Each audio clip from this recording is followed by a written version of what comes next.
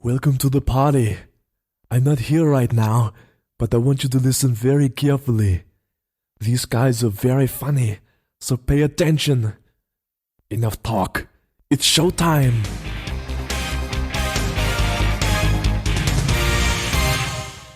Hello and welcome to Bags of Action. My name's Steve, my co-host is Pete. Hello, Stephen, my old friend. Time to record with you again. Wow! What's with the musical number? I don't know. Oh, okay. Bit of Simon Garfunkel there for you? Yeah, I think it was. Excellent. I like it. Thank you. Very I won't never do it. I may never do that again. Okay, that's all right. See how we don't want to promise and then not deliver. So, this episode, we are talking about the 2014 film, The Equalizer, starring Denzel Washington, part 2 of our Denzelography, whatever. A trilogy devoted to... Washingtology, is it? I can't remember. I don't know. A trilogy devoted to Denzel Washington. This is true. This is true. That's what we did. So I chose this one. You did? It's a modern film. See, I thought it came out last year, but I can't believe it's 2014. No, it was... Yeah. Wow. We're at that age now where the year's just like you blink, another one gone, another one. Since the year 2000 has been about the equivalent length of what used to be a school summer holidays. You're not wrong. No. No. Yes, this is based very, very loosely upon the late 80s TV show. Yeah, now we both love the TV show, yes. and we both tend to dislike remakes and reboots. Yep. So I don't know about... I mean, I hadn't seen this before, and you had. Yes. I was always very reticent about it, but I can tell you kind of the importance of Equalizer when I was a kid. So I remember very clearly being about maybe 11 or maybe 12 and going into school, and everyone was talking about this TV show that they all thought was brilliant. And I was like, what is it? And they were telling me about it. It was the Equalizer. Mm-hmm. And I was like, what time is it on? And they were like, I said, I didn't want to say because I was embarrassed. It was like, it was too late. I wasn't allowed to stay up that late. Yep. So I asked him to tell me more about it, and I went home and I put a case to my dad. There's this program, it's like the A-Team, but for adults. It's really good. And I think you'll like it. Can I stay up and can we watch it together? And then we did. And then we watched it a lot. Wow. And I think it was definitely one of my favourite shows in the 80s. So it was a very important TV show. I was even younger than you, as I am, a couple of years, and I used to stay up and watch it and fall asleep because it was even later for me. So I saw 3/4 of some episodes when I remembered, and other episodes I completely missed. So until it came around on TV for a second or even third time, that was many years later, I got to re-watch it. And last episode, I got this wrong. I said... I thought the main character was played by Edward Woodward, and his son was played by the kid from The Karate Kid, who you named as... Ralph Macchio. Turns out it wasn't Ralph Macchio. Oh. It was Billy Zabka from The Karate Kid. Oh, okay. Who played his son. So I was close. Hang on. It's true. He played Scott McCall for, I think, about 10 episodes with the blonde, boofy hair. Oh, she's a baddie. Yes, he was the main guy of the dojo who fought in Karate Kid. Oh, what was his name? Johnny. Johnny, yeah. The actor's name's William or Billy Zabka. And, of course, there is this big thing now of how Johnny was the good guy. Mm-hmm. And Danielson was actually the villain. Yeah. It's true. Anyway, so yes, I got it slightly wrong. But anyway, that's all about TV shows. So very important to us. Let's talk about the film. Well, it's got some good credibility. As I kind of started to watch it and looked at the credits, not only did it start with a Mark Twain quote, and not many action films do that. No. I can't, in fact, think of any others. It's directed by Antoine Faqua. I think that's how you say it. I don't know. Who directed Training Day, and has worked with... Denzel the Magnificent Seven as well? Yes, he has, with Denzel Washington. So with Denzel again. And with the same writer as this film, also wrote The Magnificent Seven. Yes. Richard Wenk. Mm-hmm. And this is the third film we've covered written by Mr. Wenk. Right. Fantastic. The others being... Do you know the other two? No. The Mechanic. Similar ground. And Expendables 2. Yeah. At the end of the episode, I will tell you about the next film that he's written. Ooh, okay. So, this has some resemblance to the TV show, but we won't focus on that. We'll talk about the film as a sort of separate thing. And as usual, we're going to spoil it to pieces. So if you haven't seen it, go and see it. Yes, and then pause us and then come back. So, time. Time is very, very important in the whole of this film. Not just the fact of the running length, but to the main character, who introduces himself as Bob, but later we find out is actually, Robert. Oh, and some people call him Pops. Yes, where he works at the DIY store. But anyway, get ahead of myself. So time and watches is very important. And to begin with, you see that he's basically got a bit of OCD. Yep. We know that he works at a DIY store. He's well liked. He's popular. People like him. When you go to B&Q, you tend to find a lot of people that will help you find things tend to be very old. Mm-hmm. And he's like that. He's like one of them. He's helping one of the guys who works there to lose weight, Ralphie, so that he can That's right. Pass bit security guard, isn't it? Yeah, best to get under a certain amount of weight. So he's training him and saying, right, come on, don't eat that, don't eat this. And he's a really, really popular and nice guy. He's friendly, he smiles, he chats to people. And this is what's really interesting, is that when he's with those people, he seems really normal. He seems friendly whilst he's at work. And then he leaves work and goes home, and he's got this very solitary life. One plate, one cup, makes his meal by himself. His life comes across as very menial, very lonely, ordinary, and very lonely. But timed to precision, that's still on the notes I've got here. But I really like the slow opening to this film. It's beautifully shot, and it's just it really takes its time, which when later on it does gain a lot of pace. But, a lot of the more modern action films are very fast cutting and everything. But what I really like about this is just it gently eases you in and gives you this kind of persona. And you like him really quickly, I think. It's true. He's reading books to make up for lost time. You get this idea that he's, he wasn't someone that read a lot, but now he does. And the beginning, I think it's almost like the first 40 minutes of the film is made up of patterns.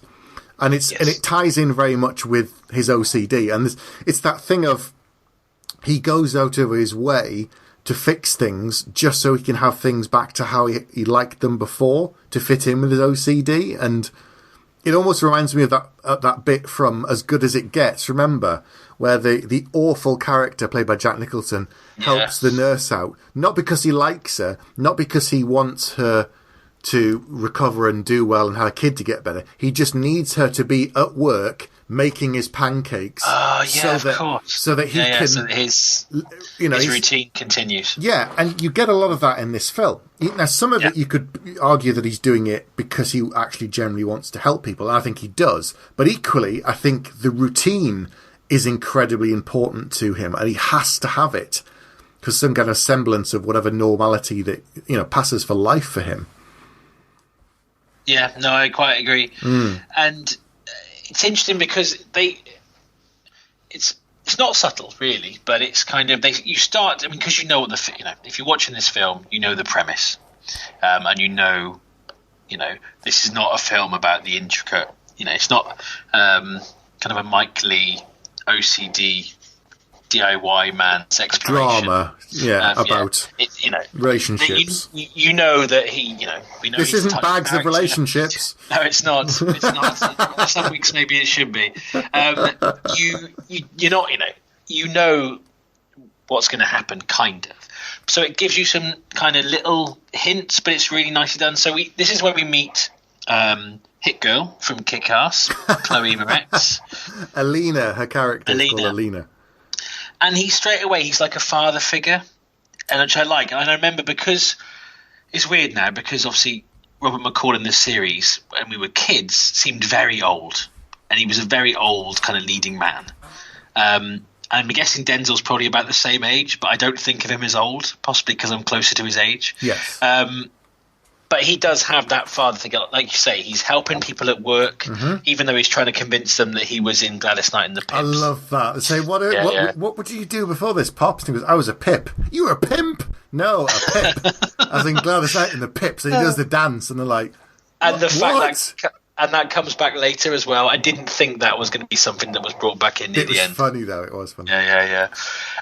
So he meets this girl, and she's kind of, I think she's, she speaks Russian on the phone. Yes, but and this is another part of his routine, we should say, is that he has his meal, he does his, everything in the daytime. He comes home and then he goes to bed, but he can't sleep. He has awful insomnia, and so he gets up, picks up his book, and goes to 24-hour. I think it's called the Bridge Diner. That's right. Have you noted that this is watching it a second time? Perhaps because I'd seen it the first time, I didn't spot this, but so he always sits down at the same table, brings his own tea bag in a napkin, his own knife and fork and all the rest of it. But he always sits at the same table because it gives him a perfect view of the street. He has his back to a wall, and he has a complete view of the whole of the diner. Yeah. And that was like the... And that makes a lot more sense later. Ooh. Yeah. And I suddenly thought, that's something I'd not spotted. That is like the one Aikido lesson I ever had. That was the advice the Aikido guy told me. If you ever on a train platform, stand with your back to the wall where you can see everything, know all the exits are, and don't get pushed under a train. That last bit's key, really.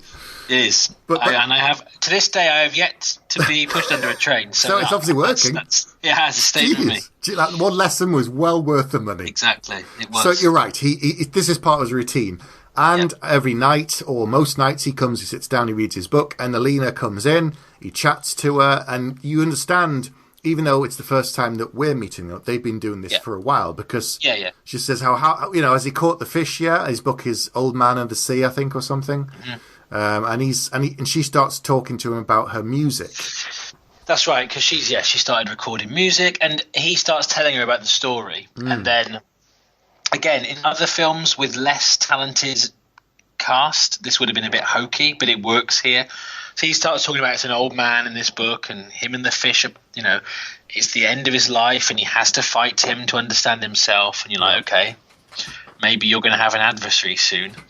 And she takes a phone call then, and this is when you start to think, okay. And I know I was thinking, from thinking about the TV show where he's someone who advertises his services, again, a bit like the A-Team, you're thinking, maybe this isn't going to be something like that. Yeah. In this, he's actually going to be pulled into something. Mm-hmm. You start to kind of get that idea of what's happening. And then he starts to talk about his wife, I think. So she's saying she thinks he's more of a Robert than a Bob. Yes.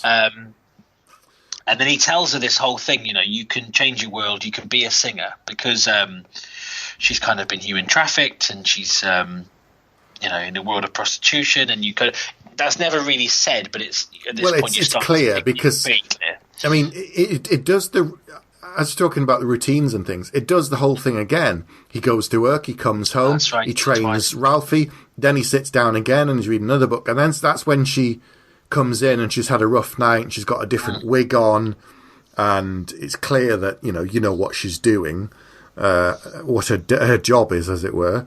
And then doesn't she get a phone call and there's a limo outside and there's a big fat man or something? Before that happens is when he starts telling her about his wife. Yes. Which does also pay off later. So she's kind of, there was two things that happened there that are quite important for later. So first of all, she's saying that she wants to be a singer. She doesn't really want this life. And he's like, well, go and do it then. Change your world. In my world, you can't change it. And he's like, no, anyone can be anything they want to be. And then she says, you haven't got a wedding ring. And it is hitting tropes here, but again, they're talented actors and there's depth to it. So he's basically, his wife had the 100 greatest books of all time, or books you must read. To read before you die or something. And she read 97 and then she died. Well, I don't think he said that she died here. He just said she read 9. Well, yeah, I think maybe he does. And so she's asking him how he's got on, and I think again, part of his routine, he's now working through those books, and he's on 91, I think, at this point. Yes. Yes, but she breaks protocol, as it were, because she says can I sit down? And she goes, oh, no, I shouldn't. He goes, no, that's fine. So she knows that he's driven by routines as well, because she's obviously watched him do the same thing. Like, he takes the tea bag out, he puts it in the cup, the guy comes over, pours boiling water in, and, it's all just so functional. And that's when she talks about, he talks about his wife, she talks about the ring, and then she says that, she can see it in his eyes. There's something there. There's a sadness. Yeah, and you know what? The more you say that, I do wonder, because his life changes from meeting her. Yeah. Again, hopefully people have seen it. But actually, I had not thought of it that way before. It isn't just what happens to her. No. Maybe it is purely as much as breaking his routine takes him out of this control that he has. Yes. And by coming out of that routine, the other side of him starts to surface much more quickly. I wonder if that's what it is, because as you think this film, he goes from having this routine at the start to really everything changes. And I do wonder if that's as important to the story as, the things that he's reacting to.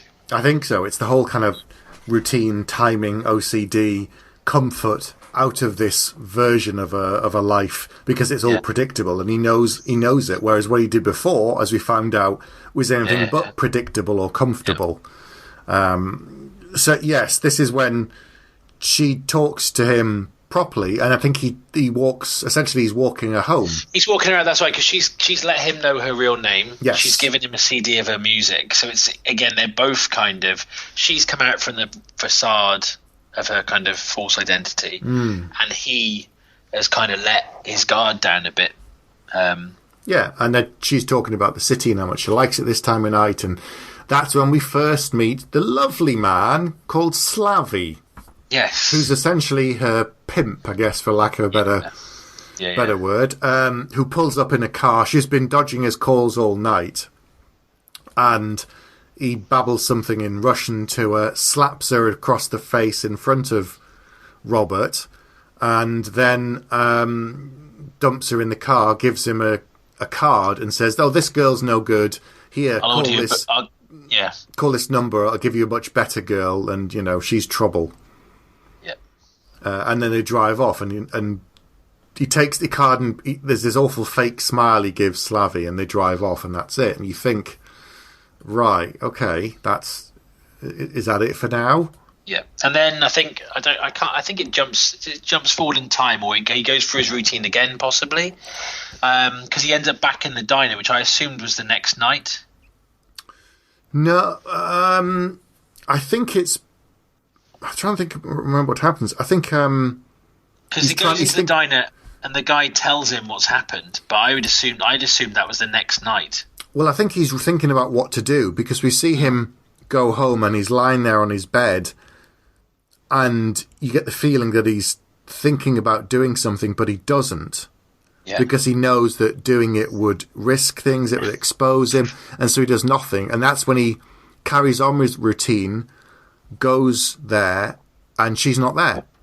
That's right. And the first time, it's not there, and he's like, what? He doesn't like it. And then the second time he goes there, the second night, is when the diner says, the guy who runs the diner said that, she's in hospital, badly beaten up. She's in the ICU, she's bad, and he goes to visit her. Although he doesn't actually go and see her. No, he goes to the hospital and speaks to her friend. Yes. Who's very spooked. And she starts to tell him stuff. So she's telling him Slavy, so he's got the name now. He's made an example of her. And I like this bit because Robert starts to feel guilty very quickly. Because he's like, she fought back. She said she can do anything with her life. She wants to take her own life back. And it's almost like, well, she followed his advice a little bit too literally, stood up for herself, and that's why she got beaten up. A client slapped her and she slapped him back, and it's just like, that's right. That's not what they want. They want her to be quiet and compliant, and Slavy's not. Has made an example of her. Yeah. And so then Robert goes to the club. Now this is one of my favourite scenes in the film. Me too. And I think wow. I mean, what I absolutely love about this film, and it's I think it's really cleverly done, because this bit doesn't really change about Robert throughout. No. And it's the perfect casting, because it's his stillness. Yes. He's so quiet and so still nearly all the time. Mm-hmm. And then even when, obviously we're going to come on to it now, but when he needs to not be still, he does move very quickly. But he's just got this air of confidence, this quiet confidence at all times that you never think that he feels in any danger at any moment. No. And it's so he basically goes into Slavia and wants to buy Alina's freedom. And they mock him and they make fun of him for being old. And he says, you come into my place of business and insult me. And basically they tell him to go home and wank off instead. They kind of do, but they start off almost making a deal with him. So he shakes his hand and says, $9,800 is okay. And then he goes, actually, that covers a month. Come back in a month, she'll be all used up and you can have her for free. And then there's this moment where there are these like crystal skull ornaments on the desk. Yeah. And he's about to leave, and he turns one to face Slavy. Yep. And then he turns each of them so that they're facing guys in the room. People. Yeah. And it's really menacing. And they start doing this throughout the film, really, but he's assessing everything. So like you said, he sits in the corner of the diner, he can see everything. Here he's clocking the tattoos and what they mean. He's clocking what weapons people have got, where they're looking, what they're doing, implements in the room. Yeah.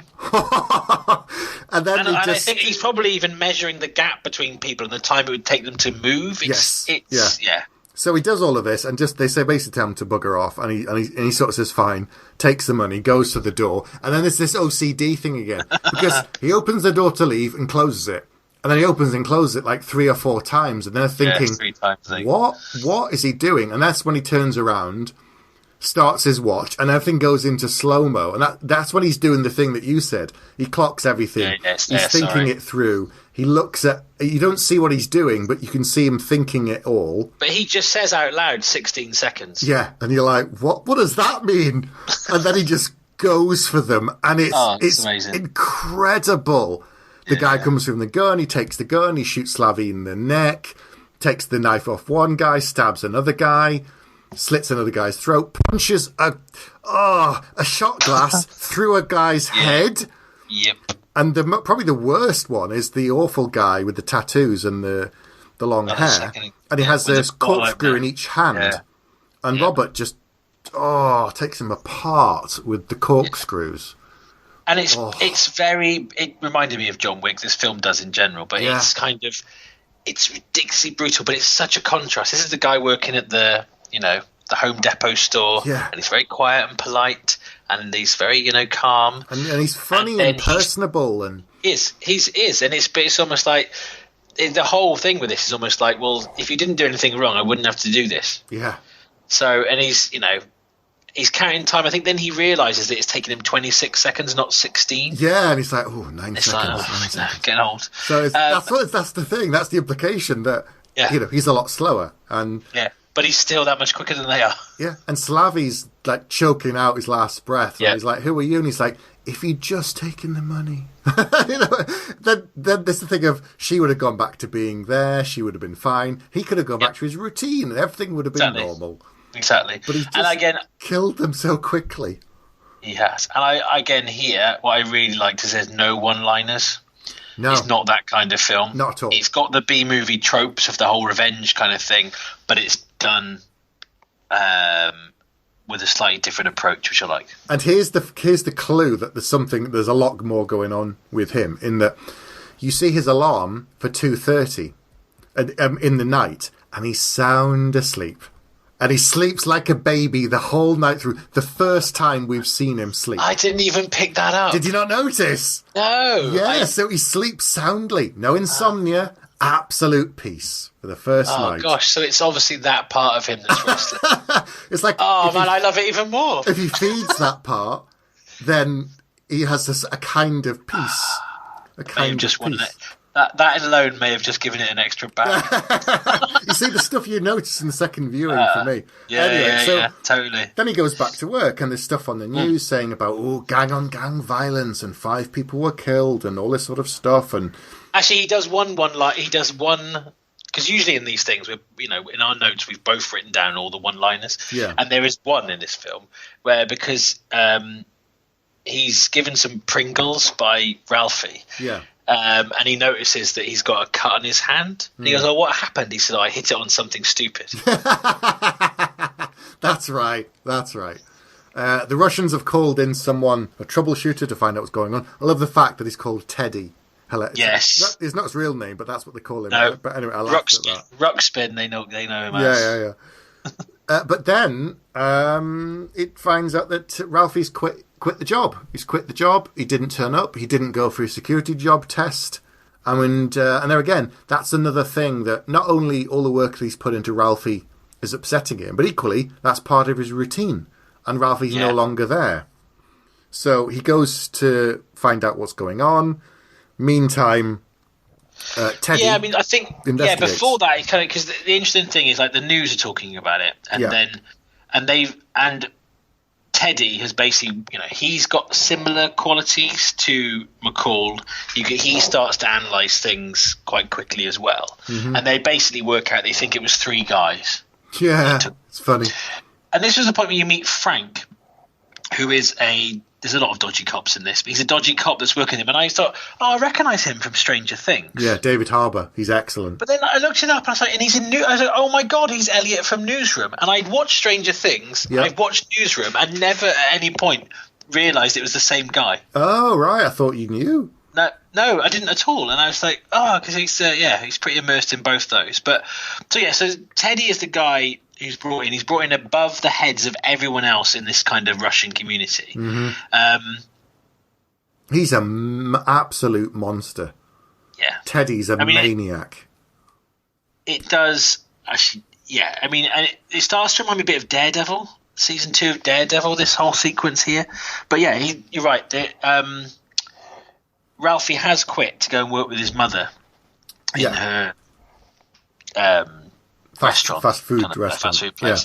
But there's been a fire. That's a suspicious fire. A suspicious fire. Yeah. So, and I love that he's like, McCall's like, do you want me to give you a hand? He said, well, I thought you had things to do. He said, I do. I'm helping you. It's just, again, he's just this decent guy. Yeah. Although he can't sleep and he kills people very quickly. He's a really nice guy. He's a lovely man. To his friends. Yeah. So there's a turf war feel here, which is, again, this is a bit that reminded me of Daredevil season 2. So this is when you see what Teddy is made of. Oh. So they say, right, we're going to go and see the Irish, one of the other groups in that territory. And it's like, okay, so whatever you do, says Frank, don't call him Little John. Yeah. I wonder what's going to happen here.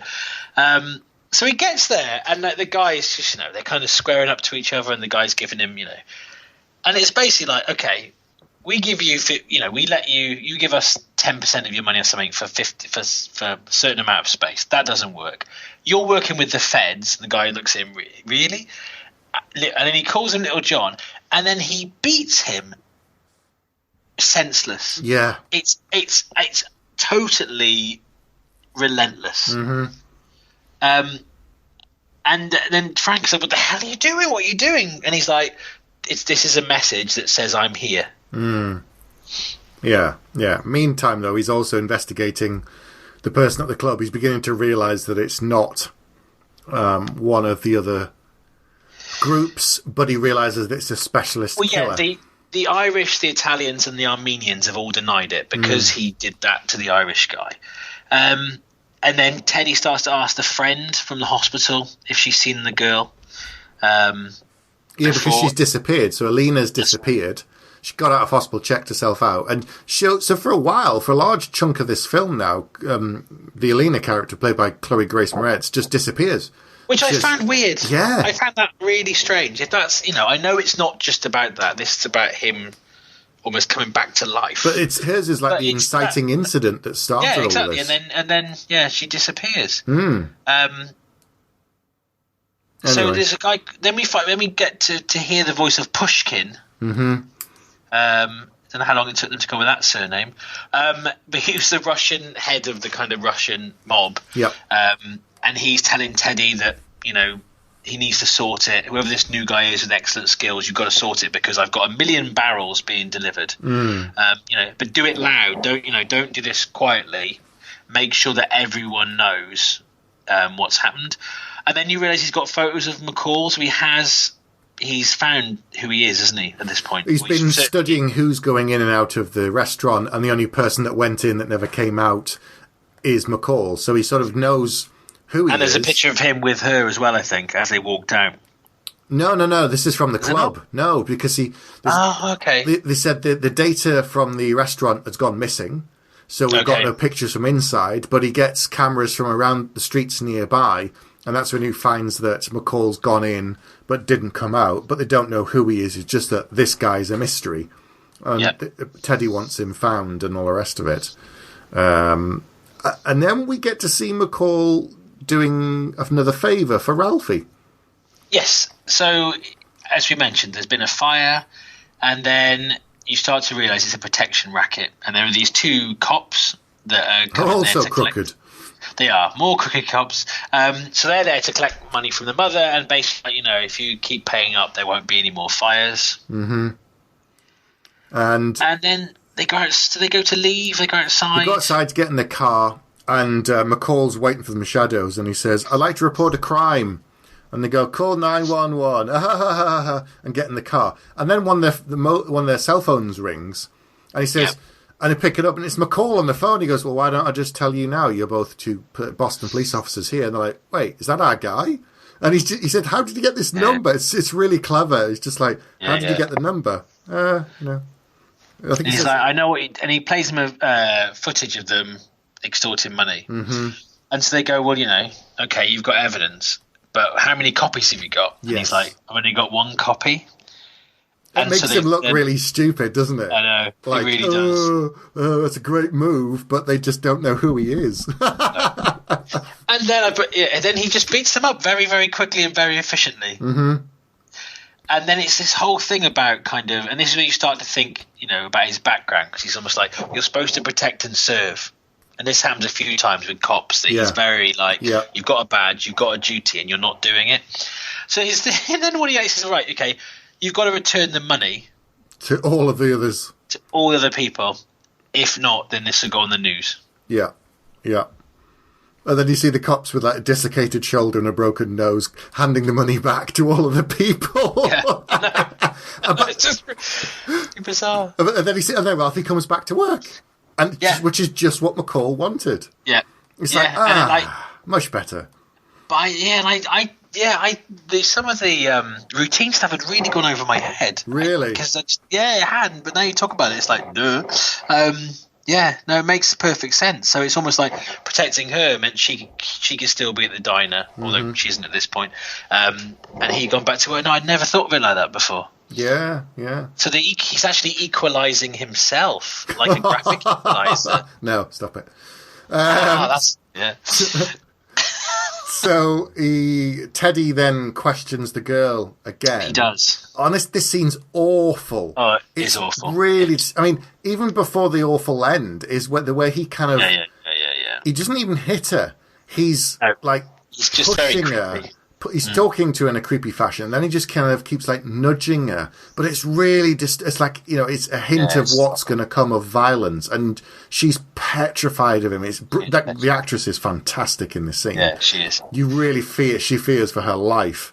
And she just more, do you know, she's pushing, like, was anyone else in the hospital? And then she just goes, there was a nice black man who came to visit her. And that's pretty much all she says. Yeah. But that's confirmed. Yep, okay. That's guy outside the restaurant with the guy who came. Exceptional skills, exceptional violence, and that's it. Not good. No. And so then he kind of gets her a glass of water, and he's all a bit creepy, and then he strangles her. Yeah, he just chokes her to death. Yeah. It's really brutal. And they pull back, and it's kind of this really everyday kind of all-American scene.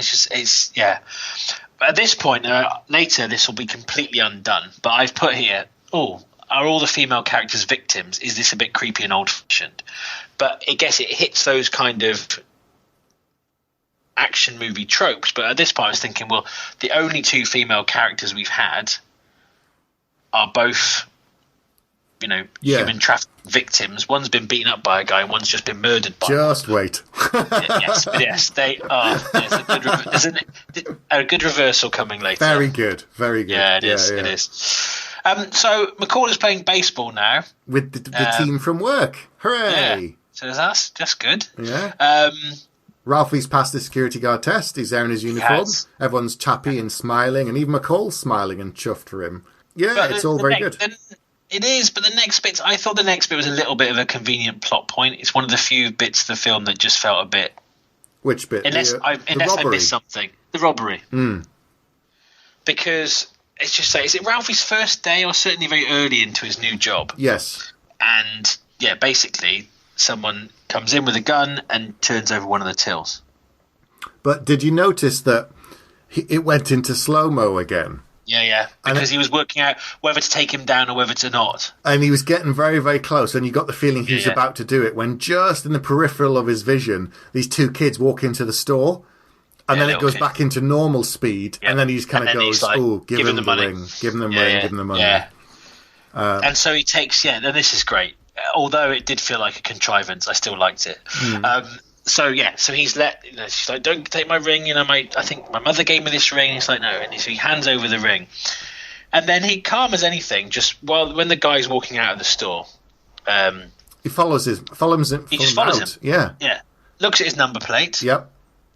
But he's scoped everything as ready already. The guy turns to one side. He scopes the tattoos on his neck, the one on his wrist, he's profiling the make of gun, the height, the car, the license plate. It's like, okay, now he knows who this guy is. He can find out very easily.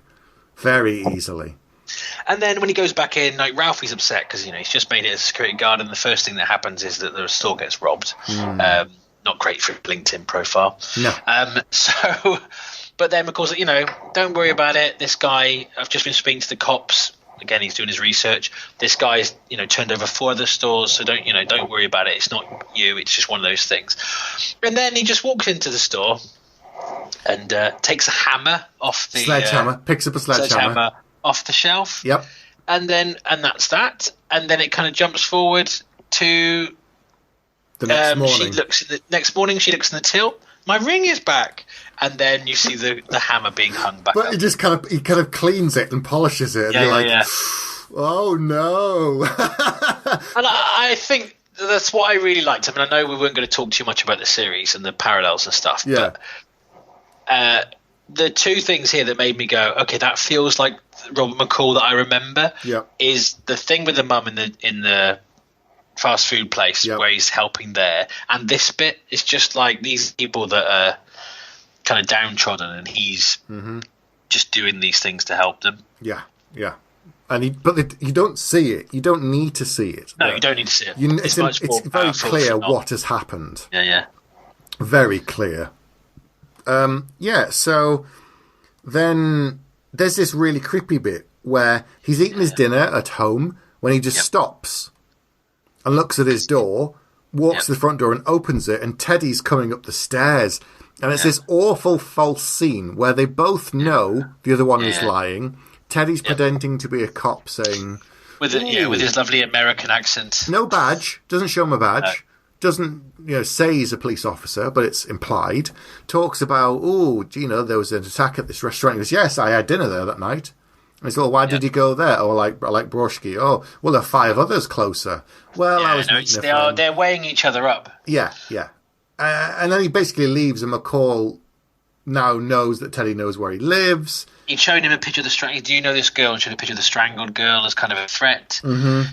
Yeah, and then he's still I think he's timing how long Teddy takes to get downstairs and stuff. He's still kind of doing his thing with his watch, and then I think Teddy's with his guys, and he's like, everything about him is wrong because he is. His whole persona is the opposite of what you expect. Mm-hmm. But then they start kind of ramping things up. They start to take photos of him. They say they think that he's got. I think they find out about his. They find out he's got a military history, or but they can't find what. No, is. It's just his name, and he worked. But pretty much what we know about him. Yeah, but then he starts doing a bit of MacGyvering at home. We don't know what he's doing, but we can see him fiddling and building stuff. Yeah. And you're like, well, what's he up to? And you find out later, but it's not clear what's going on. And then he goes back to the diner, and I believe he sits in his usual seat. Yeah, absolutely.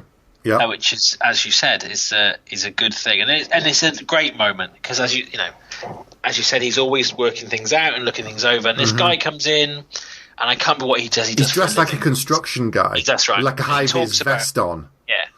Again, this is very similar to I was about to call it Punisher Series 2, which says a lot. Daredevil Series 2.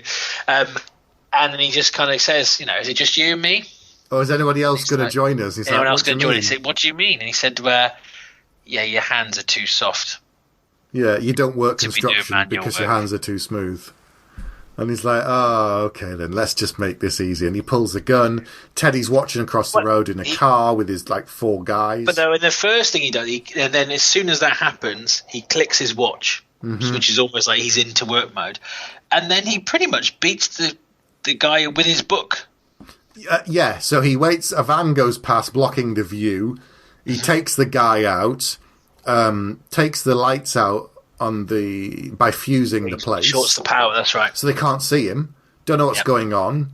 And then they see him walking across the road, walking away from the diner, and they're staring like, what is going on? And he takes lots of pictures on his phone camera of them sat in the car.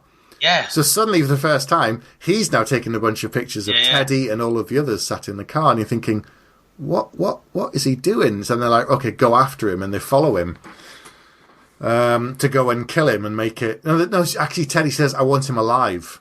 Yeah, he wants him. I think he wants to find out who he is and what he's about. And make an example. They can't really make an example of him if they don't know who he is. So Robert leads them under the bridge and takes out the first of the 2 or 3 dodgy cops. Yep, doesn't kill him. He knocks him out, and then he notices he's got a badge, and so he just leaves him alive, and then takes out another couple more. Yeah, and then he escapes. Yeah, and goes back to his apartment, and you're like, well, is he cooking? What's he cooking? Is it a bomb? Oh, no, he starts sealing his wounds, if I remember rightly. He's got a cut in his leg from when the guy in the diner, his gun went off, and it caught McCall in the leg slightly. Yeah. And that was it. So he seals his wounds with hot honey, and then they obviously know where he lives. Yeah. So they burst into his house, run through everyone, and you can see him in the bathroom, and it's all very cleverly done. Yeah. Where they go into the apartment, and he's not there. But he's in another apartment further down the street watching them. And he's put cameras everywhere. So what he was doing earlier was putting cameras in everything. He bugged his own apartment. And he's got like an iPad, and he's just watching them, basically. There's cameras in a toy train. There's a fake prescription pill bottle that he's put there. He's just set up, and he's fake, he's put fake paperwork basically saying that he's going to Mexico. Yeah. And the guys are all like, oh, yeah, he's off he goes. And then you see Teddy starting to almost apply the same methodology that Robert does. And he's like, he's taking all these pieces apart, and he's like, he's not going anywhere. Yeah. He's still around, and he's watching us. Yeah. And then this was the bit, I wasn't sure at this point what was going on. It's a big, it's a big left turn, isn't it? It is a big left turn, because suddenly he's arrived at this big fancy house. In the countryside. It is. And you think, oh, this is very, it's been very gritty and grim, apart from the B&Q. He's in this kind, very urban anyway. And now he's at this place, and you think, I'm like, is it going to jump the shark now? Is it going to suddenly become such a big kind of conspiracy thing that it's too big? But no, it doesn't. So I'd seen that Bill Pullman was in this film. Yeah. I saw him on the IMDb page, and it's like, and again, he walks in, and there's Bill Pullman. You go, oh, there he is. That's his old friend, isn't it? That's his contact. That's his handler. Yeah. That's the guy he used to work with. It's all going to become clear. Mm-hmm. And then you realise that there's a wife. I didn't quite recognise the actress. I thought, that's, again, another female character that's just on the sidelines. Oh, this film is so misogynistic. Until you realise that it's her that he's come to see. Yes. Yeah, he's just the husband. Yeah, he's just the guy in the background going, I don't know, what do you guys do again? Yeah. I think it's brilliantly done. And I think it's very intentional because of the way that the female characters are handled. This is almost like a massive flip, because she is very important, indeed. So they mentioned the agency. Yes. They mentioned him faking his death. He said, it hit her really hard. She never really believed it. But she said if anybody was going to find the perfect way to get out, it would be you. And he says, people were very nice about you at your funeral, by the way. They said some really nice things. And you're like, wow.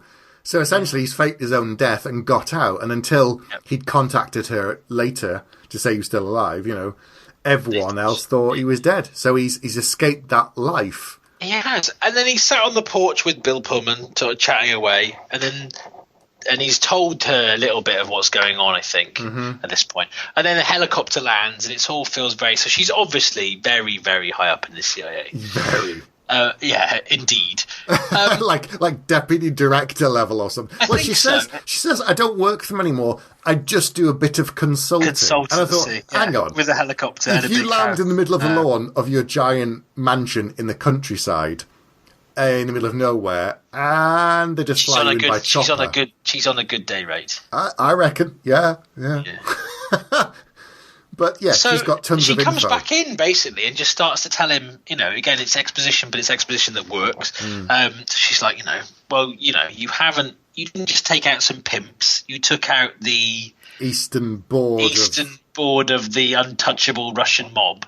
Vladimir Pushkin. Vladimir Pushkin is an untouchable guy. He's connected to senators, he's connected to everybody. And again, I thought, oh, please don't make it a big conspiracy going up to the president or something. I don't want that film. Yeah. Thankfully, it's not. And then... Yeah, she basically gives him the dossier on Teddy and says his real name's this. He's done this. He was ex-Spetsnaz. Before that, he did the army and blah, blah, blah. Lets him know that there are... police working for him. Yeah, dodgy cops. And basically that Teddy's kind of MO is that he'll kill you, but he'll also kill anyone that you care about.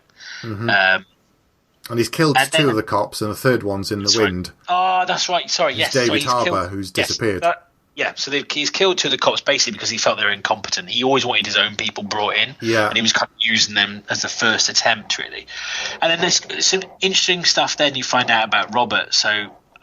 the woman he's gone to see starts talking about how why did you protect this girl? Was it something to do with the girl, or was it just this part of you, and that's who you really are that you've been hiding? Yeah. The part of you died when Vivian did, not the part she loved the most, the person that cares about people. Yes. The person that can do what you can do. Yeah.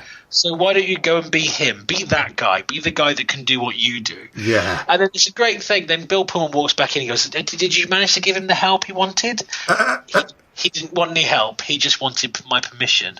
Yeah. And it's so good. He didn't really... She's given him this information, which he may have needed but may have already had part of. But really, he just wanted to know that they were going to be... that he had carte blanche, really. Yeah.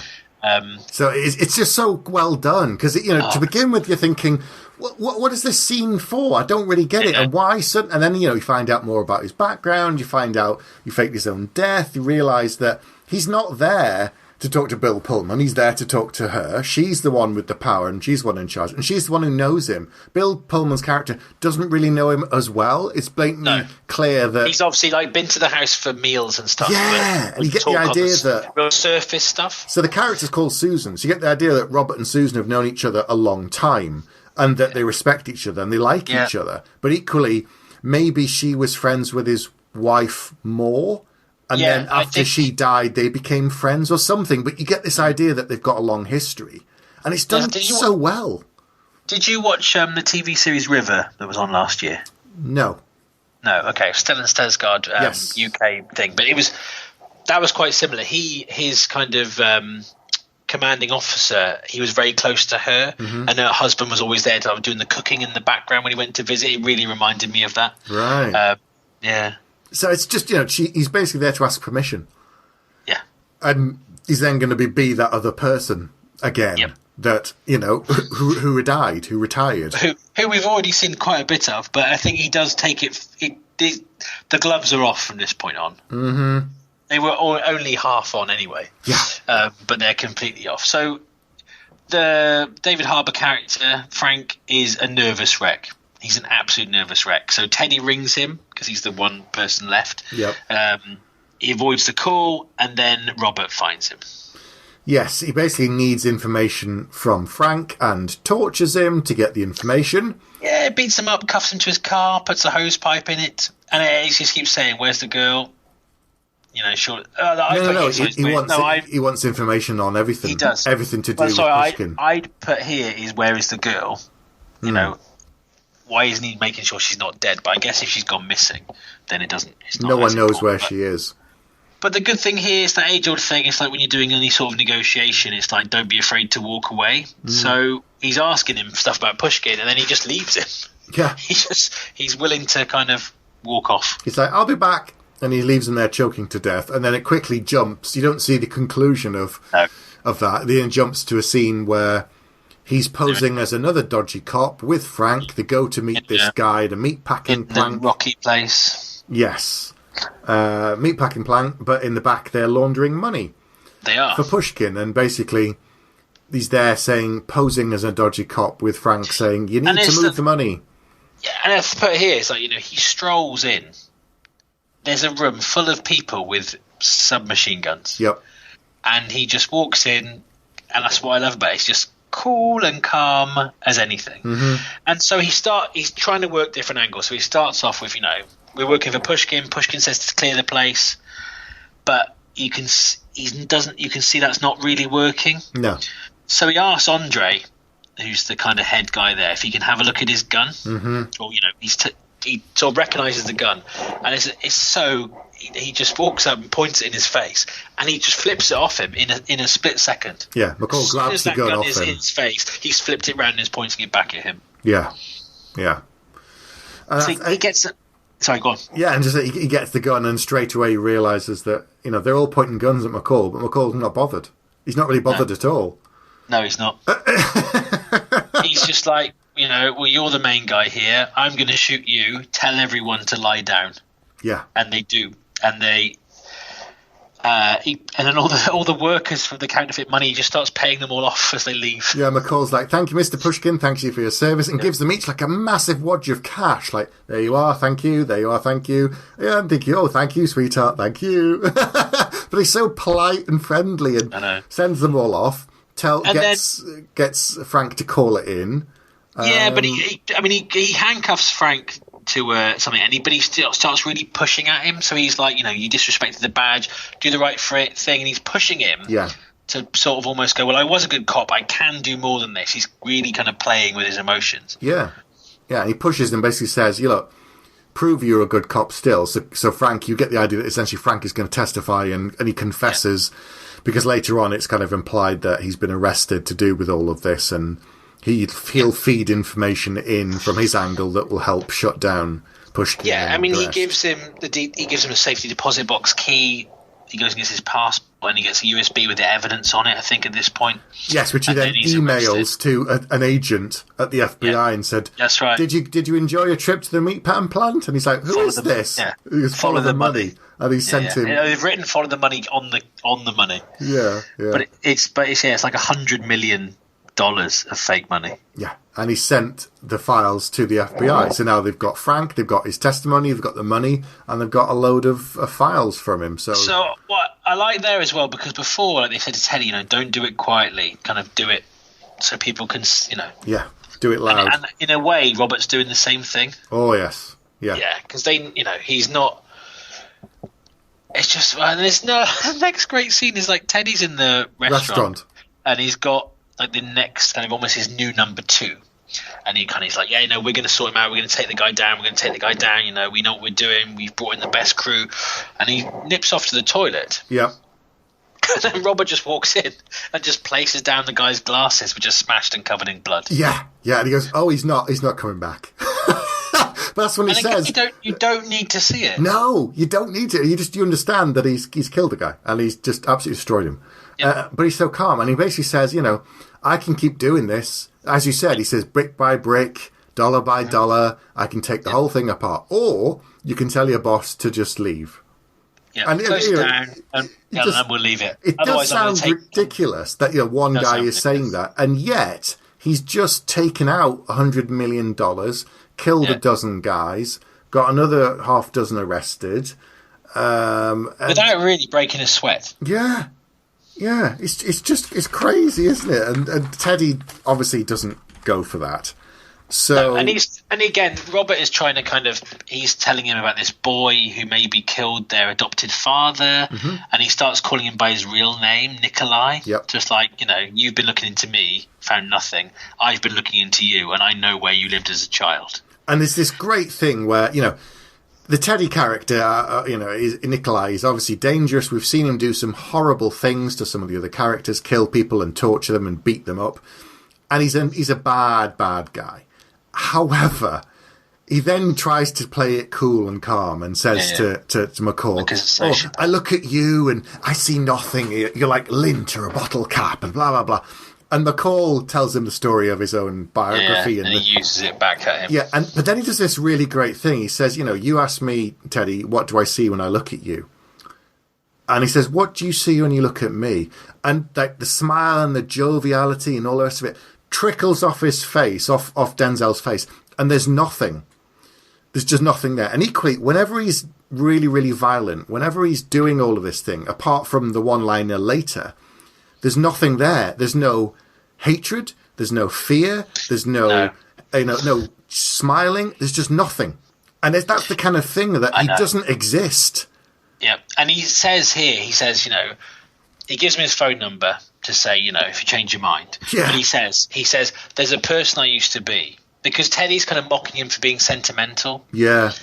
Which is the kind of... the worst thing to do. I know. It's like, you're really sentimental. And he said, there's another side to me that I'm not anymore. But for you, I've made an exception. That's such and it's just wrong thing and I was to like, you're actually genuinely nervous at this point. Yeah, because it's Teddy's trying to be so tough and blah blah, but just when he says things so simply, it's just like, I'm really scared of McCall. He's really bad because I don't have any feelings, like I'm a sociopath, but you can tell he's unhinged because he's just very heightened. He's actually much more emotional. Yeah, he's a psychopath. Teddy's a proper psychopath. Yeah. And then it was this point it's in stuff the FBI, so he's actually got the records of all the girls that were ordered from Russia and all the people in the government and senators and things that ordered them. So it is. I like the fact there is like this big conspiracy in the background, not conspiracy, but a bigger story. Yeah. But that's not this story. No. Then he blows up a boat. We do get one kind of slow-mo 90s action music, slow-mo walking away from explosion, which I didn't think it needed. No. He's doing exactly what he said he was going to do. He's going to take down Pushkin's operation because he could have left, but he didn't. So he's got oil tankers. He blows those up. Yep. And at this point, Pushkin is starting to question Teddy's ability, which is great. I'm very pleased to see that. You've lost me tens of millions of pounds. You need to stop the bleeding or don't come back. Yeah. And then Teddy's looking for a weak point, and he sees a photo of Ralphie. And him fist bumping. So it's like, the sentimental man has a weak point. Mm-hmm. And so we're about to get Die Hard in B&Q. Yeah. He takes all of his co-workers hostage and says, you know where to meet me. I can still smell the petrol burning. So he wants McCall to meet him at the shipyards to finish it. Yep. And McCall gets on the bus and they're tracking him. And this is quite funny because they're tracking him, and he says, "Right, as soon as you see him on the bus, kill him." And they ring his phone, and I think he's talking to him. He's talking to on the phone. He's talking to Teddy on the phone. That's right. Yeah, he's talking to him. And they're tracking him, and then he says, "As soon as you see him on the bus, kill him." And the bus goes past, and the bus is empty, and his phone is on there with call forwarding, of course. And he turns up at work. But here's the great callback, because on the PA system over there... Is it Midnight Train from Georgia? Gladys Knight and the Pips. Midnight Train to Georgia. But it's that same song. And you can just see the people who have been held hostage are scared, his co-workers. But there's that weird moment where they're all like, wait, why that song? Why is that one suddenly playing? And it reminded me a bit of Die Hard, of course, and it also reminded me of Blind Fury. Of the bit at the end of that. It's just that typical kind of thing. But they're all being held hostage by this kind of group of specialists from Russia. Yes. Who aren't as good as Robert McCall. No. Oh, no. But there is some nasty deaths. There are some nasty deaths in this. Seriously bad. So one of them takes Ralphie to go to the PA system, try and shut it down in the office. And McCall surprises him. and kills Yes. him and snaps his neck. That's right. Not Ralphie, the other guy. the gunman. Yeah. And go on. No, it's hit him with the fire extinguisher as well. I think he uses Ralphie as a decoy, doesn't he? The first guy hits him with the fire extinguisher, then he snaps his neck. Yeah. Then he tells Ralphie to get the others out whilst he takes care of them. And at this point, it's almost like, well, really stupid kind of being in this store because look at all these utensils. I can use the hedge trimmer. I can use a drill. I can use, it becomes a bit First Blood at this point. Yeah, so Teddy comes back with the rest of the guys. Meanwhile, McCall has taken out a bunch of them. Yeah. The first one's probably the worst for me. Oh, no, one of the worst. Go on. Because it's where he spilt some concrete on the floor and he set something up. You don't know what it is. The guy walks past, he crunches on the cement, and he hooks him around the neck with this kind of. Yeah. It's almost like a barbed wire noose. And hangs the guy. But here's that thing again where the weight makes the guy jump up into the air, and McCall is stood level with him, and he watches the guy choke to death on this bloody noose, right? But there's nothing there in McCall's eye. There's no gloating, there's no happiness, there's no ha-ha. There's just no glib line. Yeah, there's no one-liners like, he got the point, or hang around, or, something like that. There's just nothing. Because it's that thing of, I don't care about you, except that you're in the way, and I don't want you here. And for all Teddy's talk of, you would like Link, or a bottle cap, blah, blah, blah, blah, blah, and it doesn't... I don't believe him. I don't believe that he doesn't care. But with McCall, it's just something that needs to be done. Yeah, and he's given them an out. Yeah. Every person he says this to Teddy. I gave all your men an out. They didn't take it. I'm giving you the same choice. Yep. Although the cops do take it, the two dodgy cops, because he kind of says to them, look, give all the money back or it goes public. And they choose to give all the money back. Yeah. So they're the only people, and Frank, who actually chose right. So at this point, I was thinking, well, these crack guys aren't that good. But then saying that, he's in an environment that he knows. Yep. He's got all these things to hand, and they don't really. And he's turned the tables on them very quickly. But then the next guy, I quite enjoyed. He looks like a big hipster. He had like a twirly moustache. It's like an evil twirly moustache. He does, and he buys a lot of vinyl. He rides a Harley. Yeah, he does. Yeah. No, he probably rides a penny farthing. Yeah, probably. So he does put up more of a fight. He's a bigger guy. McCall's already been clipped once, remember? Yeah. Because he has to cauterize the wound with a bloody a doorknob that he heats up with a blowtorch. Oh. But they're fighting in the bathroom section now, I think. Lots of mirrors against the mustache man. Yeah. And he realizes why McCall is there. Because there's that moment where he looks at all the mirrors and he can't see McCall, but he knows he's there somewhere. So cleverly, he shoots all the mirrors because he knows that McCall is obviously, watching him creep around. But unfortunately, he's just provided McCall with 100 weapons. Yes. Which he uses to great effect. It's really nasty. This is the other one that's pretty bad. The guy takes a couple hits, but just keeps fighting. Yeah, meanwhile, McCall is just constantly stabbing him with a shard of glass. Yeah. Oh, it's bad. No, it's grim. Really, and it's literally like, which one of them is going to drop first? Yeah. Because they are taking absolute lumps. So this is the fight that really takes it out of McCall. Yes. But then Ralphie comes back for him. Yes, he's seen out everybody else. And you said, don't leave anyone behind. Mm-hmm. It's a nice moment. Yeah, and there's that thing of that weight joke where Ralphie makes the joke because he's saying he can't pull a tire. I'm a buck 90. Yeah. And he starts dragging me away. He goes, buck 90 my ass. So I think now we're down to literally Teddy and one other guy left. That's it. Already. So he's taken them out with weapons. But just very, very efficiently, should we say. Yeah. So I just need... Ralphie gets shot in the leg here, doesn't he? He says to Ralphie, go to... he's turned off all the lights, McCall has, and he says, in 60 seconds, exactly whatever it is, I want you to turn on the breaker box, the fuse box. Can you get there in that time? And he can. He's been shot once, Ralphie already. He's like, I can make it. So he runs to go and do that. One guy goes after Ralphie, and Teddy's walking around, he's following the sounds and everything. And then we get our under siege moment. What's that bit? The microwave bomb. Yes. So he turns on all of the lights. McCall's put something in the microwave. The guy turns around, explodes, and kills him.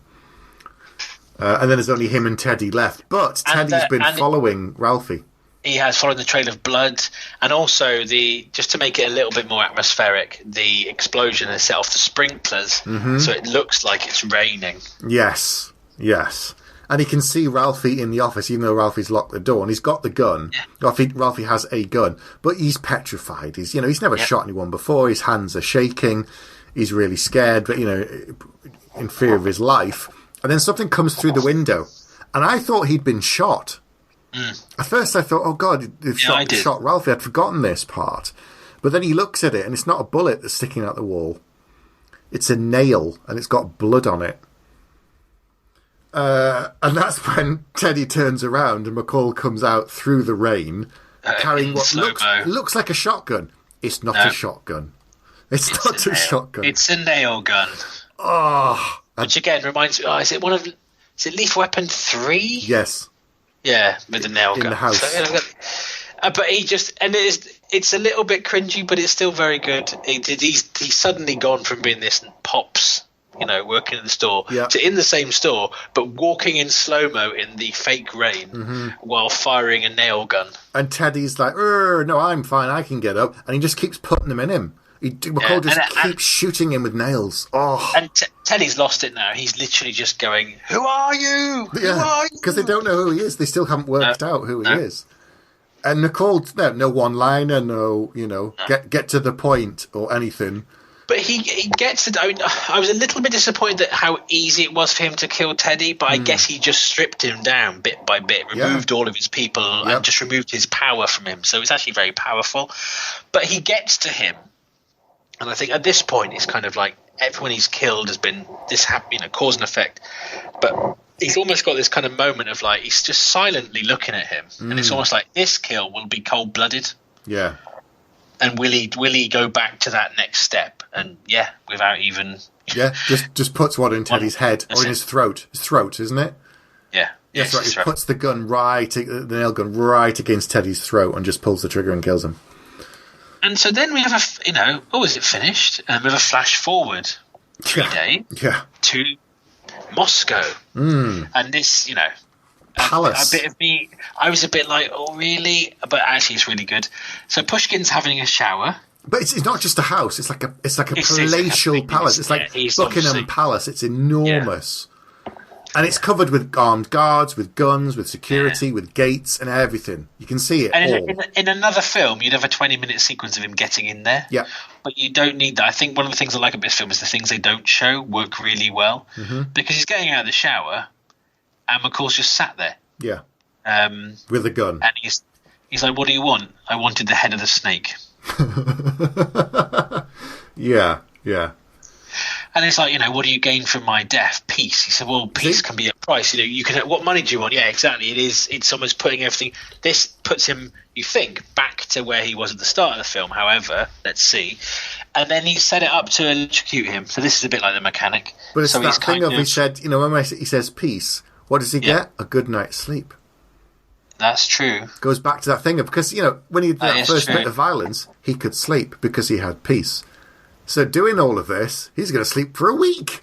That is true. That's very true. So the callback. I'm here for a lion.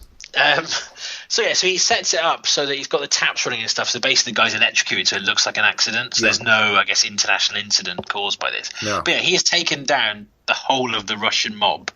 It's mad because you've seen all the security and then you think, why is it so quiet? Why is no one coming to see what's going on when Pushkin's shouting out?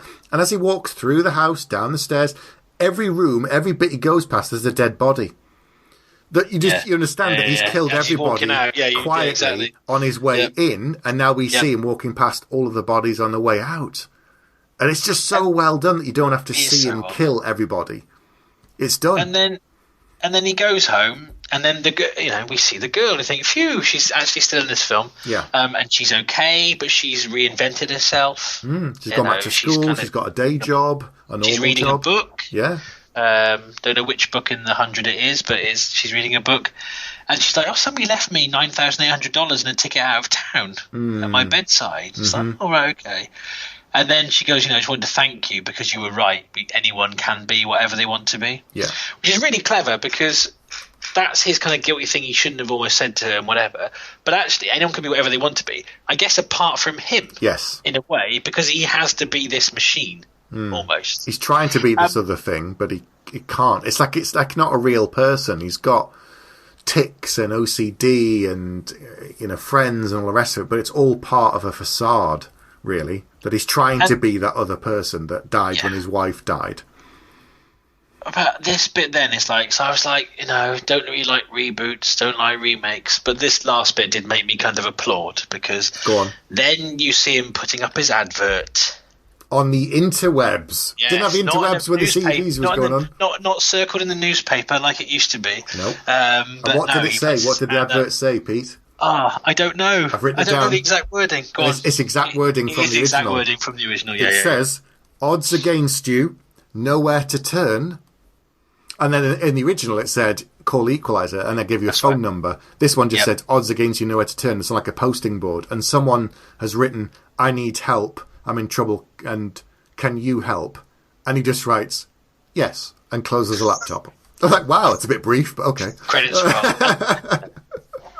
So it's a great callback to the original. And what they should have done at that point, rather than put in the kind of hip-hop track at the end, it should have been the Stuart Copeland original music. Yes! That would have been awesome. It should have been the... I have the extended orchestral version of that, so I have 4 different versions of that song. I'll go with the original. So if you've never heard the original sound theme music, we'll put it in.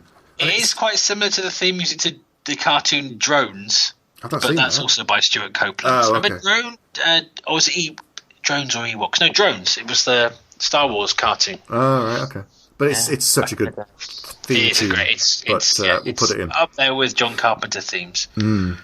So that's it. Credits roll, film is over. It was longer than I anticipated, but... It's 2.25... the film is 2 hours and a quarter, which for this kind of film is quite long.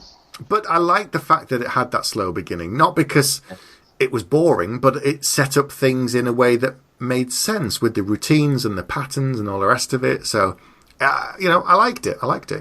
Yeah. Right. So we mentioned earlier that Richard Wenk has got another film that he's written that is currently in pre-production. Do you know what that is? No. The Equalizer 2. Ah, interesting. So, what is the big deal about the fact they're making the Equalizer 2? What do you mean? Oh, it's because it's the only character that Denzel Washington has come back to. That is correct. It'll be the first ever sequel that Denzel Washington has done, which, considering the length of his career and how the film industry has moved towards franchises, is unbelievable. Yeah, he's never come back for one until now. But I suspect part of it is the script. Part of it co-produced it as well. He's working. It'll probably be Antoine Faqua again. I would guess directing. I would guess. Yeah, and that the character, there's more to him to mine, I would think. That's why he's come back to it. But anyway. Enough with the yak. What is your score? Right, I'm going to ask you to go first. Now, normally I say, you go first anyway. But because I've seen this first, I think it'd be interesting to get your score. So tell me your score, Pete. Okay, well... I came into this with a certain amount of reticence because of the source material. Mm-hmm.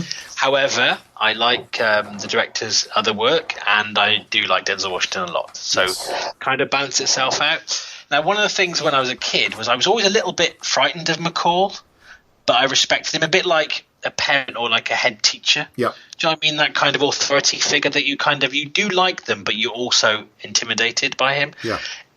And once you get to the end of the film, that's very true here. You kind of do like him, but I wouldn't want to get on the wrong side of him. So no, that's an understatement, I think. Yeah, but it's I wasn't expecting it to be this good. It really kind of blew me away that how good it is, and I think that's because it does follow similar things to something like The Mechanic. And I do love these kind of one-man army movies. There have been many, many made over the years. And when it's done well, it's a really, really good approach to an action movie. And if it wasn't for John Wick, this would have come out of nowhere in a way as I think the best example of this kind of film in probably 20 years. Wow, that's high praise indeed. In a long time. Yep.